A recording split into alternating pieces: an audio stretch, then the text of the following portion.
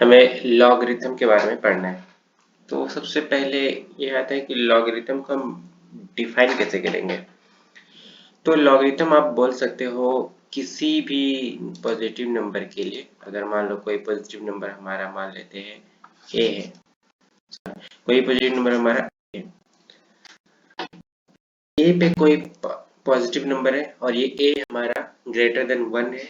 इस पे अगर हम कुछ पावर लेते हैं m और इसका वैल्यू अगर हमारा x होता है तो आप लॉग को डिफाइन करोगे, ये x के इक्वल होगा। मीन्स जब लॉग को डिफाइन करोगे तो आप लिख सकते हो कि m होगा इक्वल हमारा इसके लॉग, इसका बेस हम लेंगे a और यहाँ पे लेना है हमें x। तो इसको क्या पढ़ेंगे, तो हम इसको ये बोलेंगे कि ये वैल्यू है किसका, x का लॉग का, x के लॉग का बेस a पे। तो इसका वैल्यू हमारा 1m जो है हमारा यहाँ पे लॉग है किसका, x का, और इस लॉग का बेस क्या है a।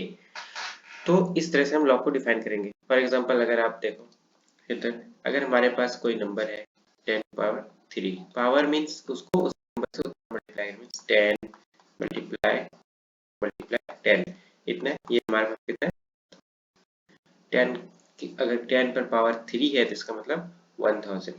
तो 1000 हमारा है, तो इसके लिए आपके अगर आप इसी 1000 का लॉग लोगे, बेस क्या रखोगे, आपको बेस अगर आप 10 रखोगे, अगर आप बेस 10 रखोगे यहाँ पे बेस 10 किसका 1000 का, वैल्यू क्या मिलेगा, ये वाला वैल्यू जो है हमारा 3।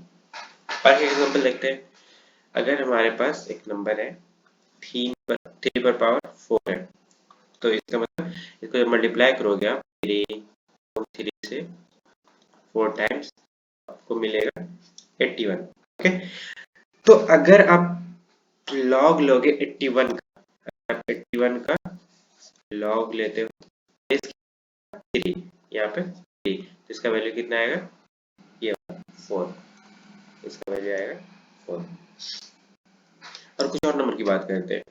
फॉर एग्जांपल अगर हम लेते हैं 2 पर पावर -3, तो 2 पर -3 क्या होता है, माइनस के पावर मतलब इसको अगर आप नीचे करोगे तो ये पावर पॉजिटिव हो जाएगा। इसको हम लिख सकते हैं 2 इस तरह से, तो ये हमारा हो जाएगा 1/8। अगर आप यहाँ पे लॉग लेते हो तो कैसे लॉग लोगे, मीन्स अगर हम 1/8 का लॉग ले रहे हैं, लॉग ले रहे हैं किसका 1/8, और बेस क्या रखना है हमें, बेस रखेंगे 2, तो इसका वैल्यू जाएगा वो आपका आएगा -3, वैल्यू आएगा आपका। ओके, एक और एग्जांपल लेते हैं लास्ट में। अगर हम 0.1 का स्क्वायर करें, 0 का स्क्वायर करोगे तो आपको मिलेगा 0.0। ओके, तो अगर आप लॉग लोगे किसका 0.01 का, 0.01 का लॉग लेगे किसके बेस पे, ये 0.1 के बेस पे, तो इसका वैल्यू कितना आएगा, ये वाला। तो यहाँ पे कितना आएगा इसका वैल्यू, कि लॉग किसको बोलते हैं। तो इसका कुछ प्रॉपर्टीज होता है जो हम आगे यूज करेंगे। तो प्रॉपर्टीज को कुछ होता है उसको हम देख लेते हैं। जैसे कि फर्स्ट प्रॉपर्टीज हम लेते हैं, अगर हमारा लॉग है मल्टीप्लाई बेस कुछ भी ले लेते हैं, मान ए बेस हमारा, और दो नंबर का मल्टीप्लिकेशन का लॉग लिया हुआ है x into y, तो इसका हम क्या करेंगे, तो आप इसको आप इस तरह से सेपरेट कर सकते हो। बेस सेम रखोगे, यहाँ पे जो बेस है, और यहाँ पे आप लिख सकते हो लॉग, फिर लॉग, बेस सेम रखोगे,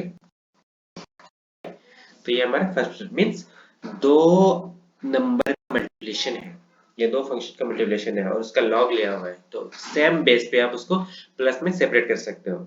ठीक है, ये पहला प्रॉपर्टीज है हमारा। दूसरा प्रॉपर्टीज पे आते हैं, अगर दो नंबर का डिवीजन है, कोई बेस ए ले लेते हैं x अपॉन y, दो का डिवीजन है, उसका लॉग लिया हुआ है, तो आप इसको इस तरह से सेपरेट कर सकते हो। कैसे, दोनों का बेस सेम रखोगे, x का बेस माइनस करोगे, यहाँ पे ध्यान देने वाली बात है कि जब मल्टीप्लिकेशन होगी तो वहां पे प्लस होगा और जब डिवीजन होगा तो माइनस होगा, तो यहाँ पे माइनस करोगे, बेस रहेगा a और यहाँ पे y, इस तरह। ठीक है, ये दो इंपॉर्टेंट प्रॉपर्टीज है।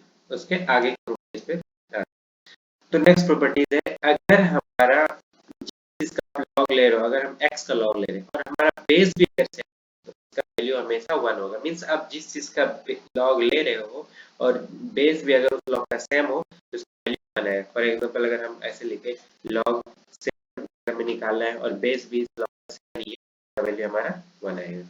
क्लियर है? ओके, इसके बाद नेक्स्ट आते हैं।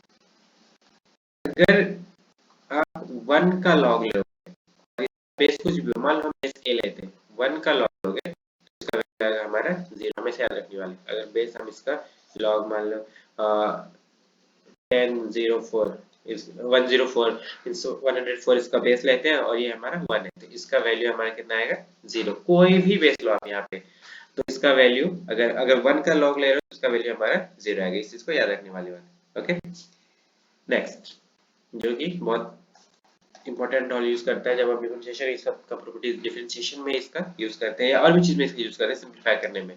अगर कोई पावर वाला टर्म मींस x कुछ पावर p है और इसका अगर आप लॉग लिए हो, अगर इसका आप लॉग बेस हमारा कुछ भी मान लो a बेस है, तो ये पावर वाला टर्म जो है इसको आप आगे लॉग के साथ मल्टीप्लाई में लिख सकते हो। तो आप इसको क्या लिखोगे p और ये हमारा क्या आ जाएगा लॉग बेस a। सिंपल है, इसका हम लोग बहुत ज्यादा यूज करेंगे स्पेशली डिफरेंशिएशन में। ठीक है, उसके बाद है हमारा अगर अब हमारे पास कोई लॉग है इसका बेस a है और कोई लॉग x जिसका बेस a है, इस तरह से लिख सकते हो। कैसे? इसका बेस आप ये x को आप बेस में डाल सकते हो और ये a का लॉग बना सकते हो। अगर कभी कन्वर्शन की जरूरत पड़े ऐसे तो ये 1/3 इस तरह से लिख सकते हो। नेक्स्ट है हमारे पास, अगर आप चाहो तो अगर इस तरह से आपके पास है लॉग x का लॉग लेना है आपको, बेस हमारा a है, अगर आप चाहो तो दोनों का लॉग अलग अलग सेपरेटली लिख सकते हो ऐसे log of x upon log of a। Mean जिस लॉग आप लिए हुए उसका लॉग और डिवाइडेड बाय इस बेस का लॉग। लेकिन यहाँ पे शर्त ये है कि दोनों आप जो न्यूमरेटर जो बनाओ दोनों का बेस सेम रखोगे। आप अपने एक तरफ से खुद कुछ भी बेस रख सकते हो। अगर हमने मान लिया बेस c रख दिया तो यहाँ पे भी ठीक है सेम होना चाहिए, इस चीज का ध्यान रखोगे। ठीक है, इसके नेक्स्ट प्रॉपर्टी पे आते हैं। प्रॉपर्टी हमारा अगर a पर पावर है हमारा log x तो इसका वैल्यू हो जाएगा आपका x। ठीक है, यहाँ पे ध्यान देने वाला है जिस चीज पे जो हमारा बेस है और इस log का जो बेस सेम है तो इस केस में हमारा वैल्यू कुछ ऐसा आ जाएगा। ठीक है, इसको यूज करेंगे हम लोग डिफरेंशिएशन में।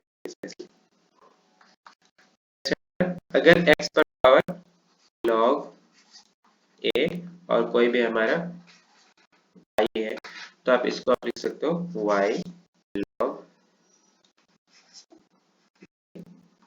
x।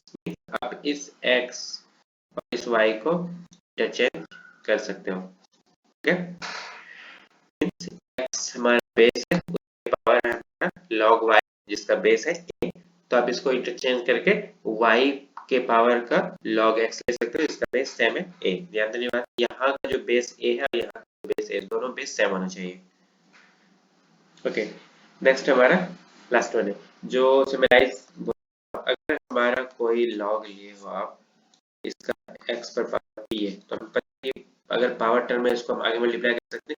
लेकिन अगर बेस पे कुछ पावर, बेस हमारा a है इस पे पावर अगर हमारा मान लो q है, बेस पे पावर हमारा इस तरह से आता है, ये p जो होगा वो मल्टीप्लाई होगा p, लेकिन बेस का पावर जो होता है वो डिवीजन होता है तो ओवरऑल डिवाइड होता है। तो आप इसको p बाय q और ये आप इसको सिंपलीफाई करके लिख सकते हो log x जिसका बेस हमारा a।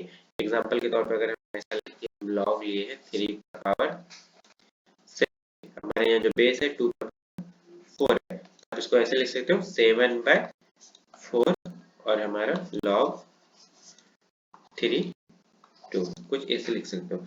तो ये सब प्रॉपर्टीज जो हम यूज करेंगे लॉग में, इससे ज्यादा और कोई प्रॉपर्टीज यूज करने की जरूरत नहीं है स्पेशली डिफरेंशिएशन में। और एक चीज ध्यान देने की बात है, जब बेस मेंशन नहीं किया गया हो मींस कि बेस क्या है तो आप ये मान के चलोगे कि उसका बेस 10 है। अगर हम कुछ ऐसे लिख के रखे हैं log 7 तो यहाँ पे बेस में कुछ दिया नहीं है, इसका मतलब आप इस चीज को मान के चलोगे कि हमारा क्या लिखा हुआ है, log ऑफ 7 बेस 10 है। ओके, ठीक है।